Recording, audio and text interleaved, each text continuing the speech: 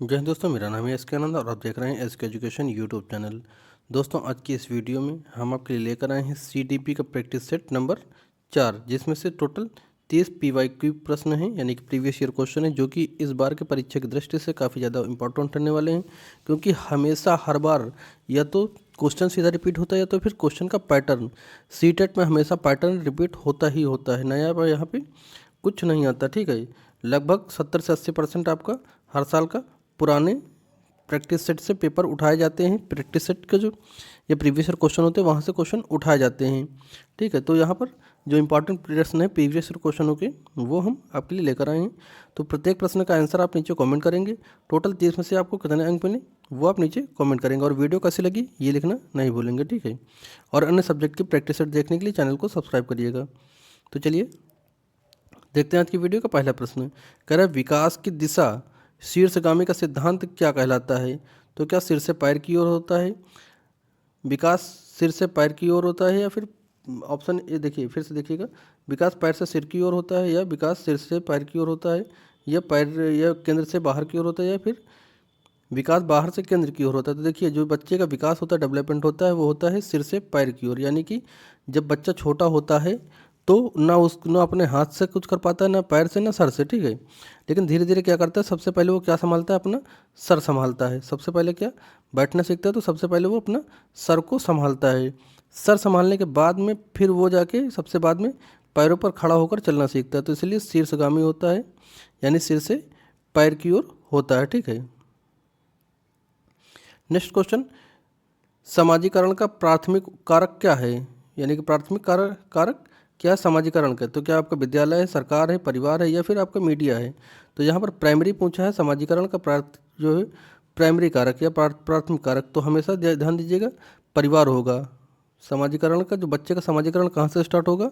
सबसे पहले उसके परिवार से ही स्टार्ट होता है, फिर विद्यालय समाज से होता है, ठीक है, और मीडिया से होता है।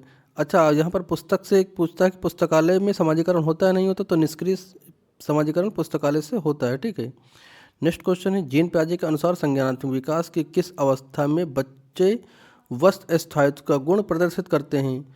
तो यहाँ पर देखिए 4 अवस्थाएं दी गई हैं। जीन पियाजे ने 4 अवस्थाओं के बारे में बात की है, 4 अवस्थाएं बताई हैं बच्चे की। तो पहली बताई है संवेदीगामक अवस्था, जो कि आपकी चलती है कितने से कितने, जन्म से 2 वर्ष, जन्म से 2 वर्ष या 0 से 2 वर्ष। अगली होती है पूर्व संक्रांत्मक अवस्था, जो कि आपकी 2 से चलती है 7 साल।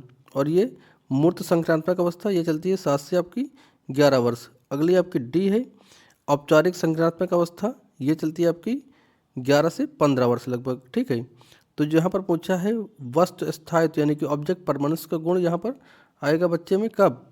संवेदीगामक अवस्था में। यहाँ पर बच्चा कैसे सीखता है? अपनी इंद्रियों के द्वारा सीखता है। ठीक है, इसको इंद्रजनित अवस्था भी कहते हैं। नेक्स्ट क्वेश्चन है, कह रहा है कि लेवाइगोत्स्की के अनुसार अधिगम क्या है? अधिगम की गतिविधि कैसी होनी चाहिए? व्यक्तिगत होती है, निष्क्रिय होती है, अनुबंधित होती है, फिर सामाजिक होती है? तो देखिए, जब भी वाइगोत्स्की से संबंधित आएगा तो हमेशा किसकी तरफ जाएंगे आप? समाज की तरफ। तो यहाँ पर क्या हो जाएगी? सामाजिक गतिविधि है। वाइगोत्स्की का क्या कहना है कि बच्चा जो सीखता है समाज की अंतःक्रिया के द्वारा ही सीखता है। जीन पियाजे क्या कहते हैं? बच्चा एक नन्हा वैज्ञानिक है, बच्चा खुद करके सीखता है। ठीक है, जीन पियाजे कहते हैं बच्चा खुद करके सीखता है, लेकिन वाइगोत्स्की क्या कहते हैं? बच्चा समाज के द्वारा अंतःक्रिया के द्वारा सीखता है। नेक्स्ट क्वेश्चन है, लॉरेंस कोहलबर्ग के नैतिक विकास के सिद्धांत के अनुसार किस स्तर पर नैतिकता बाहरी कार्यों जैसे दंड और पुरस्कार द्वारा निर्धारित होती है? तो कोहलबर्ग का सिद्धांत कौन सा है? तो नैतिक विकास का सिद्धांत है। इन्होंने 6 स्तर बताए हैं। स्तर कितने बताए हैं इन्होंने? सॉरी, स्तर इन्होंने 3 बताए हैं, चरण 6 बताए हैं। कितने चरण? 6 चरण बताए हैं, स्तर 3 बताए हैं। प्रत्येक स्तर के 2 चरण होते हैं। तो यहाँ पर जैसे दंड और आज्ञाकारिता या फिर पुरस्कार, ये किससे निर्धारित होती है? तो क्या पूर्व परापारंगत से, परापारंगत से, उत्तर परापारंगत से, या फिर आपका ऑप्शन है इनमें से कोई नहीं? तो दंड और पुरस्कार ये किससे संबंधित हो जाएगा? आपका ऑप्शन ए यानी पहले स्टेज से आपका संबंधित होगा। ठीक है, दंड और पुरस्कार जो है छोटे बच्चों में होता है ना, तो ऑप्शन ए यहाँ पर करेक्ट हो जाएगा। अच्छा, इनकी अवहेलना किस कारण से होती है? ये भी पूछता है कि इनके कोहलबर्ग की अवहेलना किस कारण से होती है? तो इन्होंने सिर्फ और सिर्फ बालकों पर प्रयोग किया था। जो नैतिक विकास, इसका नैतिक विकास है, इसका प्रयोग किस पर किया? बालकों पे किया, बालिकाओं को इन्होंने शामिल नहीं किया था। तो यानी जेंडर रूढ़िवादिता के कारण ये जो है थोड़ा सा टारगेट पे आए थे लोगों को, इन पर सवाल खड़े हुए थे। नेक्स्ट क्वेश्चन है, प्रगतिशील शिक्षा में बच्चों को किस रूप में देखा जाता है? तो क्या खाली स्लेट के रूप में देखा जाता है? तो नहीं, बच्चा कभी भी खाली स्लेट नहीं होता है। ये वयस्कों से छोटे रूप में? तो नहीं, वयस्कों से छोटे रूप में भी नहीं देखे जाते हैं। ठीक है, ये आपका ऑप्शन डी है, ये आपका निष्क्रिय दिया है, निष्क्रिय अनुकरणाओं के रूप में। तो नहीं, बच्चा कभी निष्क्रिय नहीं होता है। ठीक है, बच्चा कभी निष्क्रिय भी नहीं होता है। ठीक है, तो सही जवाब क्या जाएगा? सही जवाब जाएगा इसमें आपका सक्रिय, सक्रिय अन्वेषकों के रूप में। यानी कि बच्चा सक्रिय अन्वेषक होता है। ठीक, वो एक्टिव एक्सप्लोरर के द्वारा सीखता है, यानी कि खुद क्रिएटिविटी करके खुद इन्वॉल्व होकर बच्चा सीखता है। अगला प्रश्न है, हावर्ड गार्डनर के बहुविधि सिद्धांत के अनुसार दूसरों की मनोदशा, स्वभाव और इरादों को पहचान करने की क्षमता क्या कहलाती है? तो देखिए यहाँ पर बहुत सारे ऑप्शन मिलेंगे। ठीक है, यहाँ पर बहुत सारे विकल्प मिलेंगे आपको, जैसे भाषिक बुद्धि, तार्किक गणितीय बुद्धि, या फिर अंतर्वैयक्तिक बुद्धि, या फिर अंतरावैयक्तिक बुद्धि। यह आपके चारों ऑप्शन हैं। यहाँ पर सही जवाब इसमें क्या हो जाएगा? सही जवाब जाएगा आपका अंतर, जो बताएंगे आप, अंतर वैयक्तिक बुद्धि। ठीक है, ऑप्शन यहाँ पर सी के साथ जाना होगा आपको, अंतर वैयक्तिक बुद्धि आपका सही जवाब होता है। जब आप दूसरे की चीज़ों के, इन्होंने बहुबुद्धि का सिद्धांत किसने दिया? हावर्ड गार्डनर ने। हावर्ड गार्डनर क्या कहते हैं? दूसरों की मनोदशा, स्वभाव और इरादों को पहचानना क्या कहलाता है? अंतर वैयक्तिक बुद्धि कहलाता है। ठीक है, नेक्स्ट है, राष्ट्रीय शिक्षा नीति यानी कि NEP 2020 किस पर बल देती? तो क्या परीक्षा पर? तो परीक्षा पर नहीं NCF बल देता है, ना ही NEP। रटकर याद कराने की दोनों अवहेलना करते हैं। ठीक है, और वेधन तथा अभ्यास, यानी कि बच्चे पर किसी प्रकार का बर्डन नहीं पड़ना चाहिए। ठीक है, न रटने का, न गृह कार्य का, न अधिक अभ्यास का। ठीक है, न ही परीक्षा के लिए, न ही अंकों के लिए, होड़ के लिए। किस पर बल देता है फिर? ये जो है रचनात्मकता पर या संप्रत्यात्मक समझ पर, यानी कि बच्चा समझ करके सीखे, इस पर बल देता है NCF 2005, चाहे NEP 2020 हो, दोनों। तो ऑप्शन डी यहाँ पर आपका करेक्ट हो जाएगा। नेक्स्ट है, जेंडर क्या है? तो जेंडर क्या है? कई बार क्वेश्चन रिपीटेड हैं ये सभी क्वेश्चन। तो क्या है? एक जो है जैविक निर्धारण है, एक मनोवैज्ञानिक सत्ता है, या फिर एक सामाजिक संरचना, या फिर एक आर्थिक अवधारणा है? सही जवाब क्या जाएगा इसका? यह एक सामाजिक संरचना है। जो जेंडर है ये सोशल कॉन्ट्रेस्टल्ट है। ठीक है, यानी कि सामाजिक संरचना है ये जेंडर। अगला प्रश्न, क्वेश्चन नंबर 10 कह रहा है कि विद्यार्थियों में व्यक्तिगत विभिन्नताओं को संबोधित करने के लिए एक शिक्षक को क्या करना चाहिए? तो देखिए, व्यक्तिगत विभिन्नताओं को संबोधित करने के लिए क्या करना चाहिए? क्या सभी के लिए एक समान पाठ्यक्रम लागू करना चाहिए? ऑप्शन ए कह रहा है, बी कह रहा है कि बच्चों को नामांकन अलग करना चाहिए। तो देखिए, बच्चों को कभी आप अलग नहीं करेंगे, बच्चों को कभी आप अलग नहीं करेंगे। ठीक है, विविध प्रकार के शिक्षण अधिगम का प्रयोग करेंगे, या फिर परीक्षाओं के लिए परीक्षाओं की संख्या बढ़ा देंगे? तो परीक्षाओं की संख्या भी नहीं बढ़ाएंगे। अब बचा और यहाँ पर ऑप्शन सी और ऑप्शन ए। ठीक है, तो यहाँ पर देखिए ये ऑप्शन भी कटेगा। क्यों? क्योंकि सभी बच्चों पर समान पाठ्यक्रम लागू नहीं कर सकते हैं। अलग अलग स्तर के बच्चों के लिए अलग अलग पाठ्यक्रम लागू होता है, यानी कि कक्षा 1 में अलग होगा पाठ्यक्रम, 2 में अलग, 3 में अलग, 10 में अलग, 12 में अलग। तो समान पाठ्यक्रम कैसे आप लागू कर देंगे? तो इसलिए यह विकल्प भी आप कटा। बचा क्या? विविध प्रकार की शिक्षण अधिगम प्रणाली का प्रयोग करेंगे, यानी कि जो बच्चा, जैसे समावेशी शिक्षा होती है उसमें अलग अलग स्तर के बच्चे होते हैं, कोई पिछड़ा बालक होते हैं, कोई सृजनशील, कोई प्रतिभाशाली, कोई सामान्य। तो सभी बच्चों के लिए अलग अलग अधिगम विविधियों का आप प्रयोग करेंगे। ठीक है, ऑप्शन यहाँ पर सी आपका करेक्ट हो जाएगा। अगला प्रश्न है, पठन वैफल्य यानी कि डिस्लेक्सिया का मुख्य रूप से किसकी कठिनाई से जुड़ा हुआ? डिस्लेक्सिया किस कठिनाई से जुड़ा हुआ है? क्या आपका पढ़ने से, चलने से, चित्र बनाने से, या फिर सुनने से? सही जवाब इसमें क्या जाएगा आपका? ऑप्शन ए पढ़ने से, यानी कि पढ़ने संबंधित विकार ये होता है। डिसकैलकुलिया गणित से होता है, डिसग्राफिया चित्र बनाने या लिखने से होगा। ठीक है, नेक्स्ट क्वेश्चन है आपका, समावेशी शिक्षा का अर्थ क्या होता है? तो अगर समावेशी शिक्षा कभी भी पूछेगा तो उसमें सभी प्रकार के बच्चे एक साथ पढ़ेंगे, एक छत के नीचे एक ही क्लास में पढ़ेंगे। जैसे आपका प्रतिभाशाली बच्चा, और जो आपका जो है प्रतिभाशाली हो जाएगा सामान्य बच्चा, पिछड़ा बालक और दिव्यांग बच्चे, सारे बच्चे एक साथ जब एक छत के नीचे पढ़ेंगे तो वही होती है आपका समावेशी शिक्षा। तो यहाँ पर देखिए क्या क्या ऑप्शन मिलते हैं। विशेष बच्चों के लिए विशेष स्कूल, तो नहीं, ये तो अलग हो जाएगा, तो ये आपका नहीं होगा, ऑप्शन ए आपका कटेगा। सामान्य और विशिष्ट को एक ही छत के नीचे पढ़ाना, तो हाँ, सामान्य और विशिष्ट को एक छत के नीचे पढ़ाना आपका ये सही हो जाएगा। पर केवल प्रतिभाशाली तो नहीं, समावेशी कहाँ रह गया। अच्छा, बच्चों की शिक्षा से वंचित करना, तो किसी भी बच्चों को आप शिक्षा से वंचित नहीं कर सकते हैं। सामान्य और विशिष्ट बच्चों को एक ही छत के नीचे एक ही क्लास में पढ़ाना, तो ऑप्शन बी यहाँ पर करेक्ट हो जाएगा। अगला प्रश्न है, बच्चे दुनिया के बारे में अपनी समझ का सृजन सेवम करते हैं, यह कथन किसका है। तो क्या पावलोव का है, स्किनर का है, पियाजे का है, या फिर कोहलबर्ग का है। तो यह कथन आपका जीन पियाजे जी का। जीन पियाजे क्या कहते हैं, बच्चे नन्हे वैज्ञानिक होते हैं, वो जो है खुद करके सीखते हैं, अपनी समझ का सृजन सेवम करते हैं। तो आज ये जीन पियाजे का साथ जाएगा, जीन पियाजे इसका सही जवाब हो जाएगा। ठीक है, नेक्स्ट, लेवाइगोस्की के अनुसार बच्चे के स्वयं से बात करना यानी प्राइवेट स्पीच क्या होता है। तो ये क्या होता है, ये जो बच्चा देखते हैं, कुछ बच्चे खेल खेलते समय, कुछ काम करते समय, लिखते पढ़ते समय, या कुछ खेल खेलते हैं, उस समय खुद से बात किया करते हैं।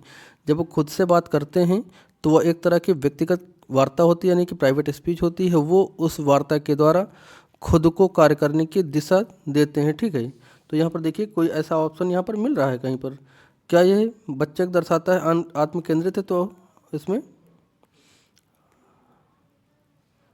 आत्मकेंद्रित या फिर बच्चे, ऑप्शन भी कह रहा है या बच्चों को अपने सोच और कार्य करने में नियमित रेगुलर मदद करता है। तो हाँ, ये ऑप्शन भी आपको मिल रहा है कि जो आप बच्चा प्राइवेट स्पीच करते हैं, स्वयं से बातचीत करता है, इससे बच्चे को कार्य करने में मदद मिलती है। ठीक है, ऑप्शन यहाँ पर बी आपका सही हो जाएगा। नेक्स्ट क्वेश्चन है, मूल्यांकन का मुख्य उद्देश्य क्या होना चाहिए।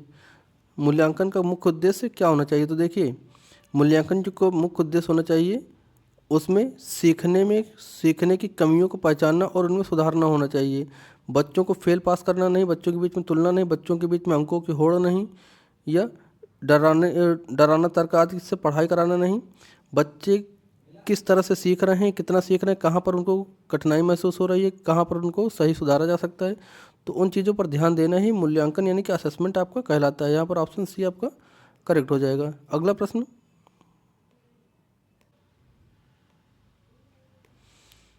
ऑप्शन कर रहा है, समीपस्थ विकास का क्षेत्र यानी कि जेडपीटी की अवधारणा किसने दी है। तो बंडूरा ने दी है, वाइगोत्स्की ने, पियाजे ने, फिर स्किनर ने।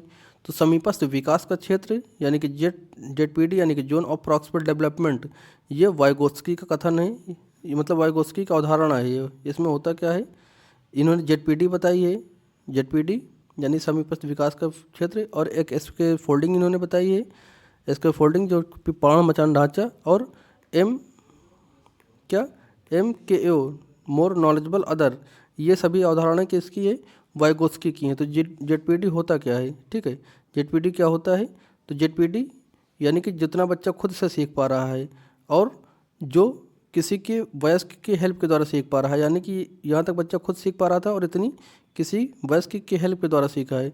तो खुद के द्वारा सीखना और किसी की हेल्प के द्वारा सीखने का जो अंतर होगा वही आपका कहलाता है जेडपीटी यानी कि जोन ऑफ प्रॉक्सिमल डेवलपमेंट, अर्थात समीपस्थ विकास का क्षेत्र।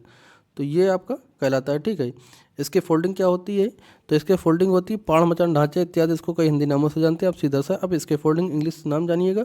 इसके फोल्डिंग का मतलब होता है बच्चे को किसी जो है पाठ्यक्रम या कोई चीज़ सिखाते समय कोई एक अस्थायी सहारा देना। तो सीधा आप याद रखिएगा अस्थायी सहारा। ठीक है, अस्थायी सहारा जो होता है उसे को इसके फोल्डिंग कहा जाता है। MKO क्या होता है, अदर नॉलेजेबल अदर। ठीक है, MKO मोर नॉलेजेबल अदर होता है। ठीक है, नेक्स्ट क्वेश्चन है, क्वेश्चन नंबर 17 यहाँ पे कह रहा है कि एक बच्चा जो तर्क करता है कि चोरी करना गलत है क्योंकि पकड़े जाने पर सजा मिलेगी, कोहलबर्ग किस चरण से संबंधित है। क्या सामाजिक अनुबंधन, अभिविन्यास से, या फिर दंड एवं आज्ञापालिता। तो देखिए यहाँ पर चोरी करने से क्या दंड आज्ञा पालन होगा, तो सीधा आप ऐसा कर सकते हैं, ऑप्शन बी के साथ यहाँ पर जा सकते हैं। ठीक है, क्वेश्चनों को समझना है ना कि रटना है। नेक्स्ट क्वेश्चन है, निम्नलिखित में से कौन सा सूक्ष्म गत्यात्मक कौशल यानी कि फाइन मोटर स्किल्स का उदाहरण कौन सा है। तो क्या दौड़ना, फुदकना, लिखना, या फिर चढ़ना। तो सूक्ष्म गत्यात्मक कौशल इसमें से कौन सी हो जाएगी, सही जवाब जाएगा आपका लिखने से संबंधित, यानी कि ऑप्शन यहाँ पर सी आपका करेक्ट हो जाएगा। नेक्स्ट क्वेश्चन है, राष्ट्रीय पाठ्यचर्या की रूपरेखा यानी कि NCF 2005 के अनुसार शिक्षक की भूमिका कैसी होनी चाहिए। तो इसमें सीधा सा आप ध्यान रखिए, बवाल में पढ़ना ही नहीं है, सीधा आप सुगमकर्ता या सहायक के रूप में होनी चाहिए। ठीक है, तो यहाँ पे सुगमकर्ता सीधा मिले, आप आंसर मारिए सी, आगे बढ़िए, ज़्यादा इसमें ध्यान देने की जरूरत नहीं है। जो आपका NCF 2005 कहता है, जो आपका टीचर होगा वो सुगमकर्ता या सहायक के रूप में काम करेगा, यानी कि बच्चा जिस परिस्थिति में जिस तरह से जैसे वातावरण में सीखना चाहता है वैसे वातावरण में बच्चे को सिखाना है, ऐसा माहौल क्रिएट करना है जिससे बच्चा खुद से अपने प्रश्न को पूछ सके, अपने अनुभव साझा कर सके, यानी कि ऑप्शन सी यहाँ पर करेक्ट हो जाएगा। नेक्स्ट है अधिगम अक्षमता यानी कि लर्निंग डिसेबिलिटी वाले बच्चे की प्रगति का निरीक्षण करने के लिए कौन सी विधि सबसे उपयुक्त होती है? तो क्या केस स्टडी हो जाएगी, या फिर संचालित व्यवहारिक अवलोकन होगा, या फिर व्यवहार रेटिंग स्केल, या फिर साक्षात्कार? ठीक है, तो डिसेबिलिटी वाले जो बच्चे होते हैं, लर्निंग डिसेबिलिटी यानी कि अधिगम अक्षमता वाले, इनका निरीक्षण किस विधि से करोगे? तो इसमें हो जाएगा आपका सबसे सटीक हो जाएगा इसमें कौन सा, संचारित व्यवहारिक अवलोकन, यानी कि ऑप्शन बी यहाँ पर सही हो जाएगा। ठीक है, संचालित व्यवहारिक अवलोकन आपका सही हो जाएगा अधिगम अक्षमता वाले बच्चों के लिए। नेक्स्ट क्वेश्चन है भाषा और विकास के बारे में पियाजे और वाइगोत्स्की के नज़रिए में प्रमुख अंतर क्या होता है? तो इसकी एक स्पेशल वीडियो हमने बना कर डाली थी, आपने हो सकता है देखा हो, नहीं देखा तो जाकर देखिएगा।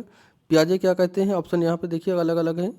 पियाजे भाषा को विचार से पहले मानते तो नहीं, पहले देखिएगा इसमें जो सही है, कन्फ्यूजन नहीं पालना, एक बार में समझिएगा, एकदम सटीक समझ में आएगा। ठीक है, यहाँ पर वाइगोत्स्की जो होते हैं, वाइगोत्स्की क्या कहते हैं, ऑप्शन के पीछे न जाइए, सीधा इसकी जानकारी सुनिए क्या होता है।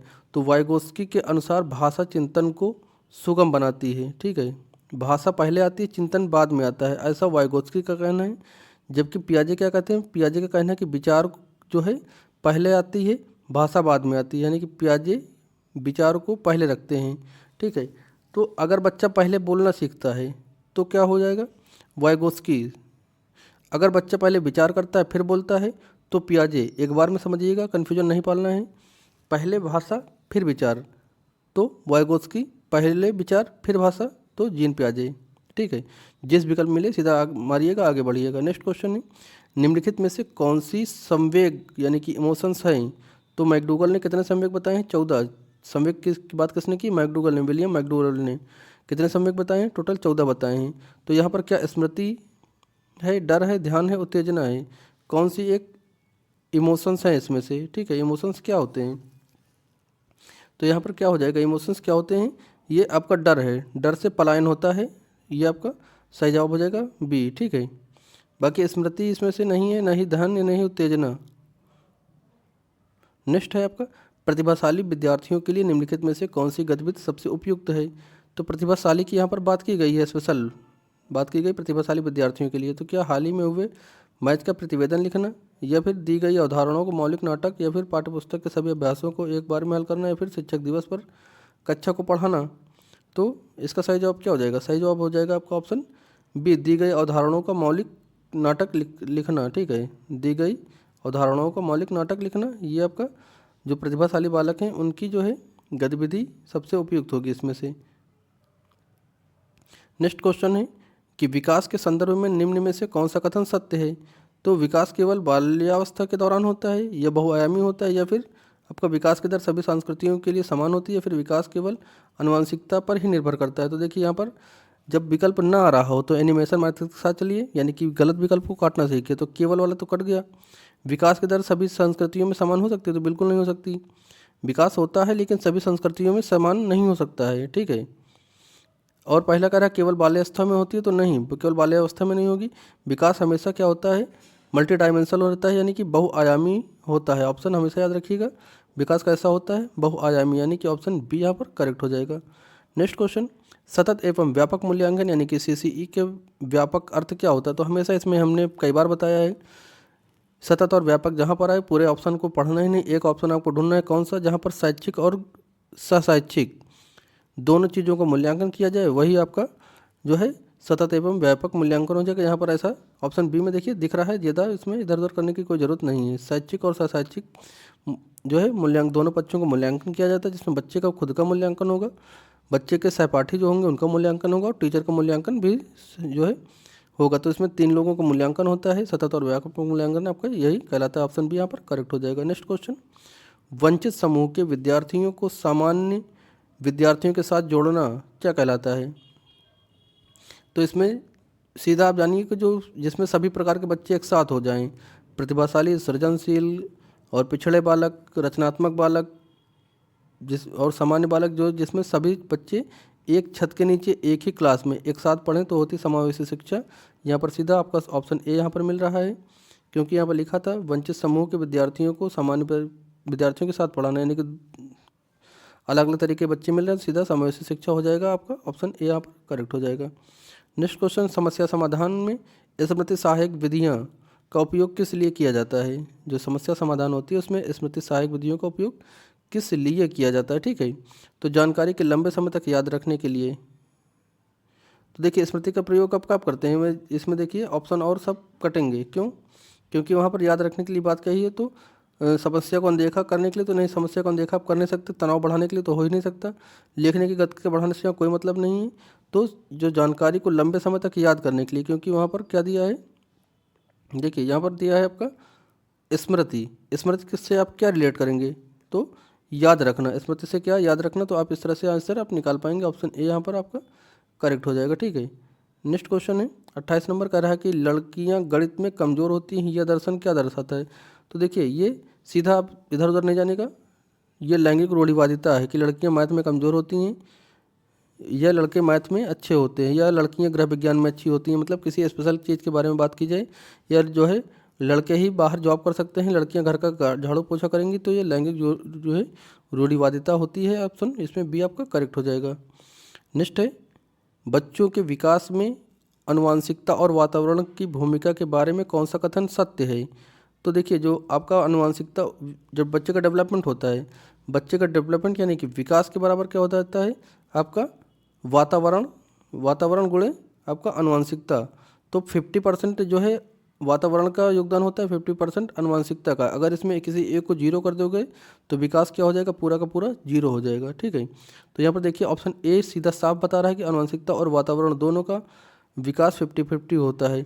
अच्छा एक चीज़ और यहाँ से पूछता है क्वेश्चन में, तो जो आनुवंशिकता होती है और वातावरण होता है तो योगात्मक होता है कि गुणात्मक होता है? तो हमेशा क्या करेंगे आप, गुणात्मक के साथ जाएंगे, योगात्मक नहीं होता है, दोनों क्या होते हैं, एक दूसरे के गुणात्मक होते हैं। ठीक है, नेक्स्ट क्वेश्चन यहाँ पर कि NEP 2020 के अनुसार प्राथमिक स्तर पर शिक्षा का माध्यम कैसा होना चाहिए? तो इसका जवाब तो आप ही लोग देंगे। ठीक है, केवल अंग्रेजी, बी मान लीजिए केवल हिंदी, या सी केवल संस्कृत, या फिर यहाँ पर केवल हिंदी मानिए बी में, और सी में क्या मानिए, सी में मानिए संस्कृत। ठीक है, संस्कृत, या फिर ऑप्शन डी मानिए यहाँ पर मातृभाषा, डी मानिए मातृभाषा। तो इसका जो जवाब है वो आप लोग देंगे, क्योंकि काफ़ी आसान सवाल है, NEP से पूछे चाहे NCF पूछे। ठीक है, NCF 2005 के अनुसार, तो इसका जवाब सारे आप लोग देंगे। उम्मीद है कि वीडियो पसंद आई होगी। वीडियो आपको कैसी लगी नीचे कमेंट करिएगा। वीडियो अगर पसंद आए तो इस वीडियो को लाइक और शेयर करिएगा। ठीक है, और नेक्स्ट प्रैक्टिस सेट में जुड़ने के लिए चैनल को सब्सक्राइब करिए। चैनल पर और भी प्रैक्टिस सेट अलग अलग सब्जेक्ट के अवेलेबल हैं, जाकर देखिएगा। मिलते हैं नेक्स्ट प्रैक्टिस सेट के साथ, तब तक के लिए जय हिंद।